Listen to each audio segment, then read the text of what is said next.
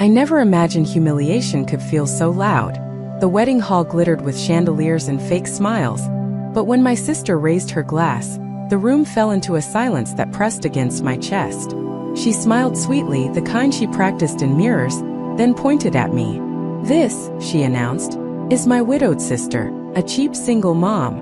Laughter rippled across the tables like a cruel wave. My hands trembled, but I stayed seated, my daughter Lily's small fingers clutching mine. She was 7, dressed in a simple blue dress I'd stitched myself.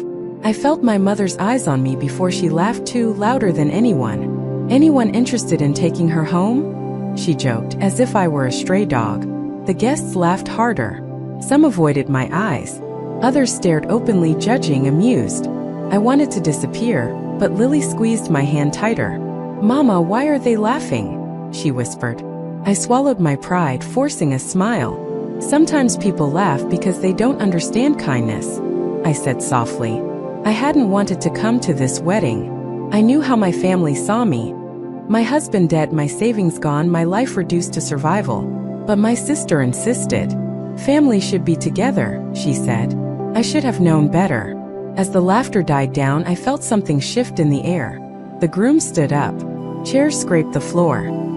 He walked toward us, his expression unreadable. My sister's smile froze. He reached out, gently took Lily's hand and said calmly, "I'll take them." The room went silent. My heart stopped. My sister laughed nervously, thinking it was a joke. "Very funny," she said. But he didn't smile. "I'm serious," he replied. That moment changed everything, though none of us understood how yet. Chaos followed his words. Guests murmured, my sister's face flushed red, and my mother looked as if she'd swallowed glass. I stood up instinctively, pulling Lily behind me. "This isn't funny," I said, my voice shaking. The groom turned to me, his eyes kind but firm. "I know," he said quietly. "That's why I said it." He introduced himself properly then, not as the groom but as a man who had been listening all evening. He spoke about respect, about dignity, about how cruelty disguised as humor was still cruelty. Each word felt like balm on a wound I'd carried for years. My sister screamed that the wedding was ruined. My mother demanded I leave. I wanted to go. I wanted to run as far as possible. But the groom surprised everyone again. He apologized to the guests, canceled the reception, and told my sister they would talk privately.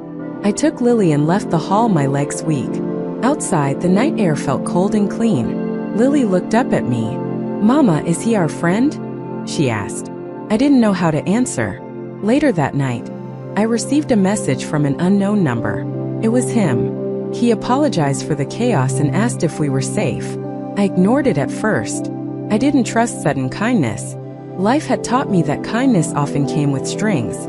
But the next day, another message came, simply saying he hoped Lily was okay. Something about that cracked my defenses. Over the next weeks, he reached out occasionally. Never pushy, never demanding, just checking in. I learned his name, his past, and why he'd been so disturbed by what he witnessed. He grew up watching his own mother belittled by family, reduced to nothing by jokes and whispers.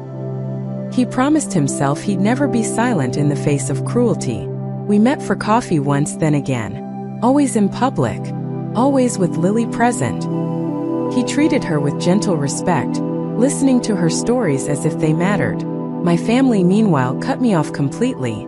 My mother told relatives I'd embarrassed them. My sister spread rumors.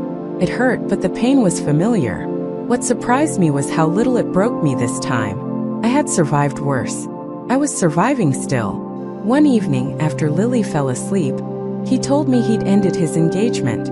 Not because of me, he clarified, but because that night revealed a truth he couldn't ignore. He couldn't marry someone who found joy in humiliation. I cried, not from guilt, but from relief that someone else finally saw what I'd endured. Life slowly shifted. Not magically, not easily, but steadily. He helped me find better work, not by giving me money, but by opening doors and believing in me when I didn't. Lily's laughter returned fully, unshadowed by confusion. She asked fewer questions about why people were cruel and more about why some people were kind. We spent holidays together, quietly. No grand gestures. Just warmth. Trust grew like something fragile but real. One night, as we walked home under dim streetlights, he asked if I ever believed life could be different. I thought of the wedding, the laughter, the silence afterward. "I do now," I said. My mother called months later. Her voice was sharp, then pleading. She'd heard rumors. She wanted reconciliation. I met her once on my terms. She didn't apologize. She explained. I listened, then told her explanation wasn't accountability. I left before she could wound me again. For the first time, I felt strong enough to walk away. That night, I told him everything.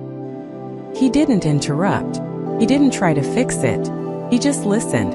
That was when I realized how deeply trust had rooted itself in my life again. Time passed. Seasons changed. Lily grew taller. Her drawings filled our fridge. One afternoon, she asked me if families could be chosen. I hugged her and said yes. She smiled content. Later that evening, he asked me if I believed that too. I answered without fear. When he asked me to marry him, it wasn't dramatic. It was quiet, honest, and filled with certainty.